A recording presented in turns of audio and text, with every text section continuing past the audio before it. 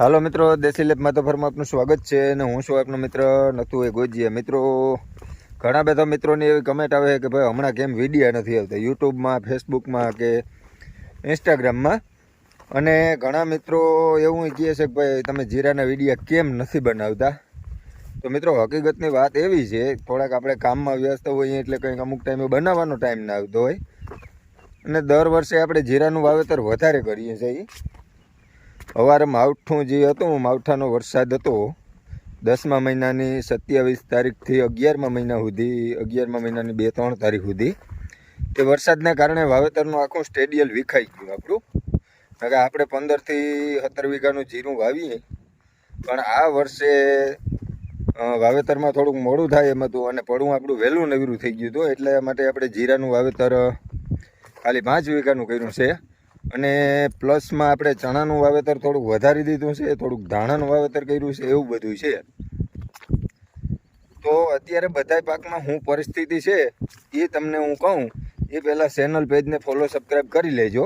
કારણ કે આમાં શું છે, અમુક વર્ષે અમુક પાક સારો ઉતરે, અમુક વર્ષે અમુક પાક નબળો ઉતરે. તો અત્યારે ચણામાં શું તકલીફ છે, જીરામાં શું તકલીફ છે અને ધાણામાં શું તકલીફ છે, બધી વસ્તુ તમને કહું. તો આ આપણા ચણા છે. આમાં અત્યારે આમ જોઈએ ને તો બિલકુલ એમ થાય કે ઓહો, ટોપ કન્ડિશનમાં છે અને 30થી 40 મણનો ઉતારો આવે એવી નરવાઈ બતાવે છે, બરાબર. કારણ કે ચણાનો ઉપર જોતા તો એમ થાય કમ્પ્લીટ જ છે, બરાબર. આમાં ફ્લાવરિંગ કમ્પ્લીટ છે, વોલ કમ્પ્લીટ છે, ક્યાં હાર ક્યાં છે, શું છે એ નથી દેખાતું. તો અત્યારે ચણાની વાત કરીએ ને તો આપણા ચણા છે, બરાબર. આ રીતે આમનામ સિરીઝ વહી આવવી જોઈએ. હવે જો અહીંયા આ સિરીઝ છે ને એ ખંડિત થઈ ગઈ. આ પોપટો અહીંયા નથી થઈ ગયો અને આ રોગું ફૂલડું થઈ અને હુકાઈ ગયું છે. પ્લસ એ છે, અને દર વર્ષે છે ને ભાઈ હવે થડમાંથી ફ્લાવરિંગ લાગવાનું શરૂ થાય. આ વર્ષે ઓછામાં ઓછા 6 થી 8 ઇંચ ખોટું વોલ કરી ગયા ને ત્યાર પછી એની ફ્લાવરિંગ ચાલુ કર્યું છે. અને જે ફ્લાવરિંગમાં સિરીઝ કહીને કપાસની એક કેરી હોય, પછી બીજી હોય ને ત્રીજી હોય, વચમાં ખાલું પડી જાય તો એ આપણા માટે મોટામાં મોટી નુકસાની. તો નુકસાની આવે છે શું કરવા, કયા કારણોથી આવે છે? તો નુકસાનીમાં બીજું કાંઈ મહત્ત્વની વસ્તુ નથી. મેન વસ્તુ હવામાન ભાગ ભજવે છે. કારણ કે આ વર્ષે આપણે વરસાદના કારણે, માવઠાના વરસાદના કારણે આમાં જીરું વાવવાનું હતું, એમાં આપણે ચણા વાવ્યા. કારણ કે જીરું વાવીએ તો 15 દિવસ રાહ જોવી પડે, પડું હુકાવા દેવું પડે, ખેડાય ત્યાર પછી. અને ચણા છે એ ગારામાં આપણે એમને વાવી દીધા હતા. તો વાવી અને 1 મહિનાથી પછી આની આ માવજત ચાલુ કરી, હાથી હાંક્યું, નહીં દઉં કે દવા છાંટી કે જે કંઈ કર્યું એ તો સુધી આપણે ખેતરે ધક્કો નથી થયો. એટલે આ વસ્તુને જે શિયાળાનો લાભ લેવાનો હતો ને એ શિયાળાનો લાભ મળ્યો નથી. કારણ કે આને ફૂલફાલ અવસ્થા હોય ને ત્યારે એકદમ ઠંડી હોવી જરૂરી છે, તો એને ઠંડી મળી નથી.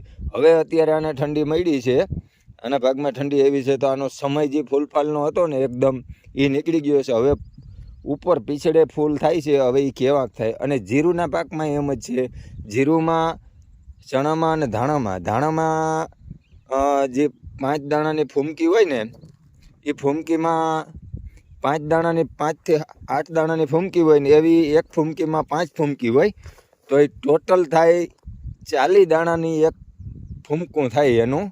તો એમાંથી 15 થી 20 દાણા માંડ થયા છે, બાકી બધા એમનેમ રહી ગયા છે. વધારે ઠંડી ના હોવાના કારણે એની ઇફેક્ટ નડી છે. અને જેરામાં જીરું છે એમાં પણ એ જ વસ્તુ થઈ છે.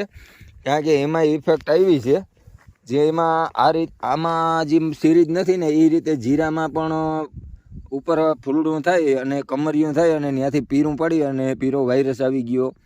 આગતરા ચણા, ધાણા કે જીરું બધા પાકમાં આવી ગયા છે.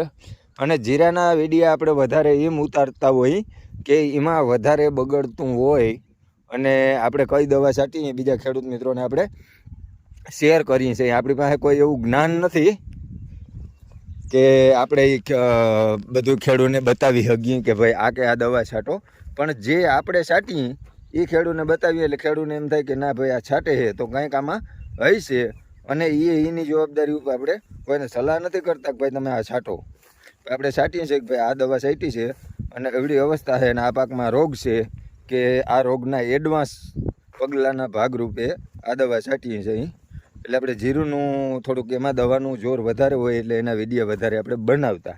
આ વર્ષે આપણું જીરું એકંદરે બહુ છે નહીં, બગડી ગયું છે, વાયરસ આવ્યો, હુકારો આવ્યો અને ઓછું જીરું છે. અને થોડુંક આપણે જ્યાં રેસિડન્ટ છે એથી થોડુંક છેટું છે, એટલે એ બધી વીડિયાવાળી પ્રોસેસ જે છે એ આપણે નથી કરી શકતા. અને ખેતી કામમાં થોડુંક આપણે ટાઈમે નથી આપી શકતા, એટલે થોડીક બધી નાની મોટી તકલીફ પડતી હોય. અને આ મારે પ્રોબ્લેમ છે એવું નહીં, હરેક વ્યક્તિને આ પ્રોબ્લેમ છે, આપણે શેર કરીએ છીએ, બીજા શેર નથી કરતા. તો મિત્રો મળીએ નેક્સ્ટ વિડીયોમાં કાંઈક નવી વાત સાથે.